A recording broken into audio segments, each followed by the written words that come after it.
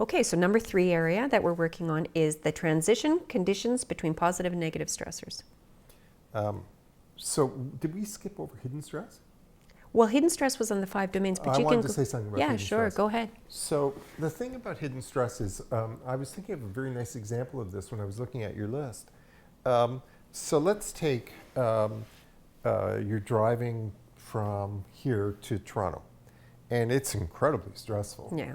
And so you get to Toronto, and it's crowded, whatever. And so you say, well, this is, it's the stress of commuting, the stress of traffic. And those are stresses. Yeah. And the point of focusing on hidden stress, what we need to start to tease out is how many other stresses were involved in that commute. So first of all, you're in a little box. You're not moving. There's vibrations that are coming from the movement. There's this phenomena that we know about if you've ever been on a boat, where the brain is constantly trying to calibrate, the vibrations with an object. So that's destabilizing. It's a stressor. You're clenching onto the wheel tightly, so that's a stressor. There are so many stresses involved, and it was actually Fogel was the one who was the first to tell me about all this.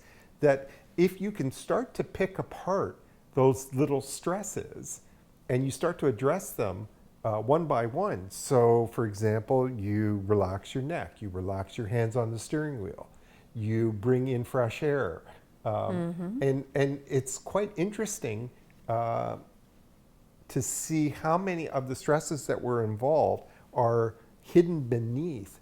So now I start to wonder, well, how many other stresses are there? Is it a stressor? It's a stress for me to drive at night. Yeah. And so on and so on. Yeah, yeah. So we even talk about the astronauts and stress of gravity. Yeah. Like we just, what is it we don't realize, and that can hold the magic. That's the thing. And now we're going to translate all that to a child. Yeah. Who is, struggling for whatever. And so what we want to do as we look at this through an SRI lens is we're not after here, look guys, you have to come out with a catalog of the hidden stresses. That's not our goal. Our goal here is to create an awareness of the subtlety of hidden stresses, so that what we're doing is we're trying to come up with really interesting examples that would easily be overlooked, so that it will alter people's thinking. So what we don't want you to do is say, well, okay, now how many different hidden stresses can I come up with in this situation? The answer is probably endless, by the way.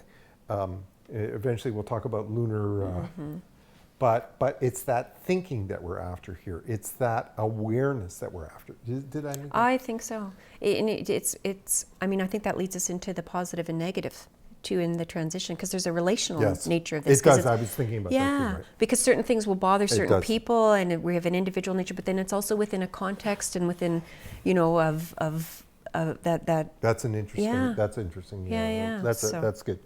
So when we're looking at this number 3, we're trying to understand understand at a deeper level about when things a positive stressor can become a negative stressor, and under what are the conditions, and what can we learn from it, and how can that help us in our work with communities. Yeah, absolutely. But it was an important point to make, right? It's because a huge point. We don't want them thinking that what you're trying to do here is, how many hidden stresses can you figure out? Absolutely.